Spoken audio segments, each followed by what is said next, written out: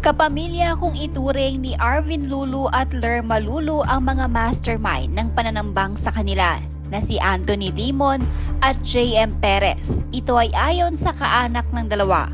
Kaya naman hindi sila makapaniwala na kaya palang gawin ni JM at Anthony ang ipapaslang lang sila ng ganun-ganun lang. Kwento ng kaanak ng mag-asawang Lulu.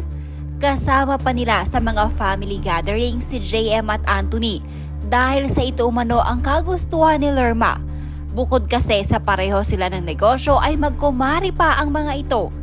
Dagdag pa nila tuwing kinakailangan umano ng tulong ng mastermind na babae na si JM Perez. Kapag nagpapacheck up ito sa kanyang sakit ay nakaagapay sa kanya si Lerma.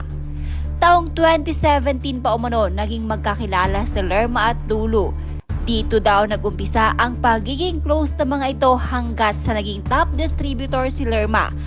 At pumangalawa naman umano si JM na siyang kinainggitan ni JM kaya bukod sa pagkakautang nila ng malaking halaga ay inggit ang isa pang tinitingnang anggulo kung bakit pinagpaplanuhan ng mag-asawang JM at Anthony Limon si Lerma Lulu at Arvin Lulu. Anong pagkakaalam mo ninyo sa buhay ng iyong kapatid bilang isang online seller? Paano yung takbo ng buhay nila at paano din yung relasyon nila dito sa mastermind na hindi naman iba pala sa kanila? Bali po si Ate Lerma po kasi nung nag-start po siya sa online selling business po, doon niya po nakilala po yung wife. So, 2017 pa lang po, magkakilala na po sila. Yan, nagtutulungan-tulungan po sila. Si Ate, since po, siya yung parang usually po na nagiging RD po ng mga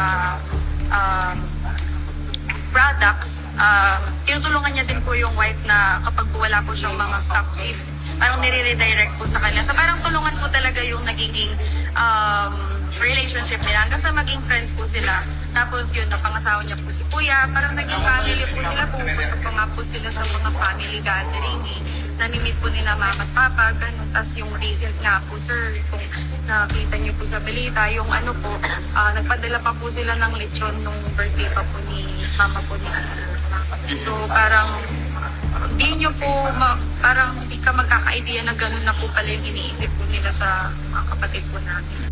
Si Anthony? Opo, si Anthony. Si Anthony. Opo, asawa po na opo. So nagbigay ng... Lechon po na baby. Kailan lang yun? September po, 2024 ma'am. Okay. At dito sa kwento na... Kasi ang bilis ng mga pangyayari, sabi itong mga nakasunod sa inyo, yung mga malalapit na kaibigan. At sabi nga ng nanay mo kanina, hindi nila sukat akalain na sila yung mastermind. Opo. Paano yung senaryo nung binaril ito at syempre may lamay? Paano yung naging senaryo?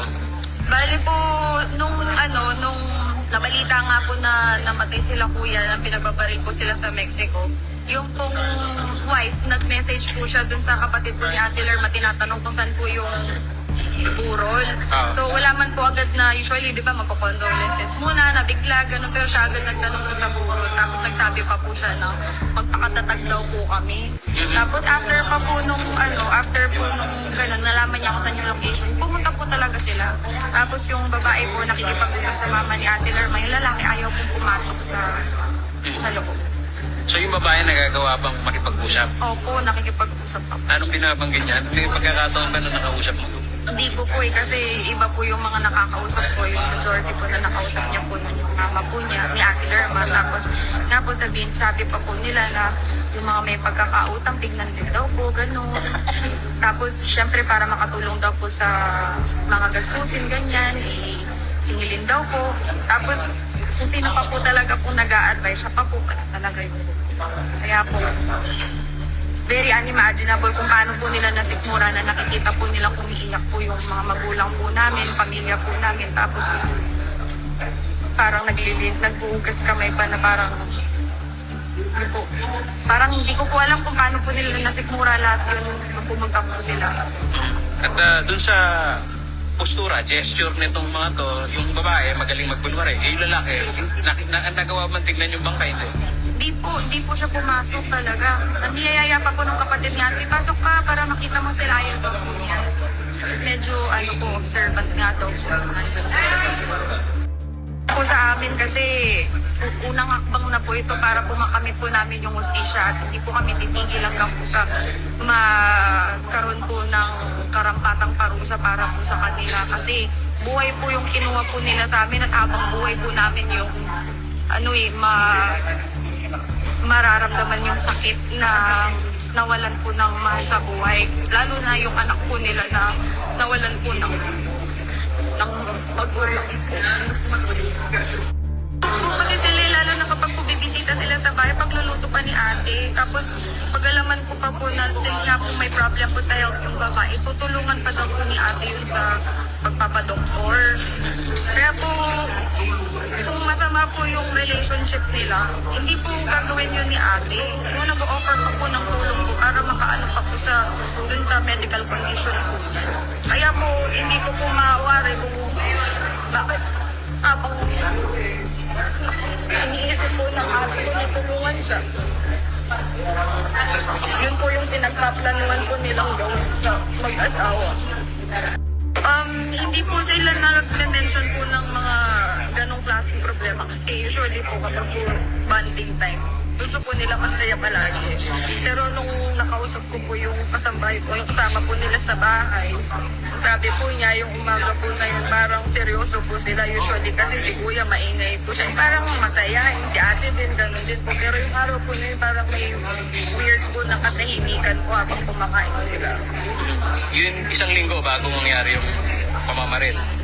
Hindi yung araw po na yun Ay, nakakain po sila yung ng mismong morning. araw. Opo.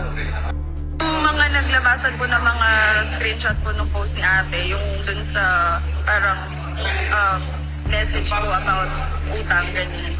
More on ano po lang kasi siya yung parang mga advice or what. Pero wala po siyang personal na tinatag or minamention dun sa tag. So parang typical po kasi sa business yan na may mga nagkakautang sa kanila.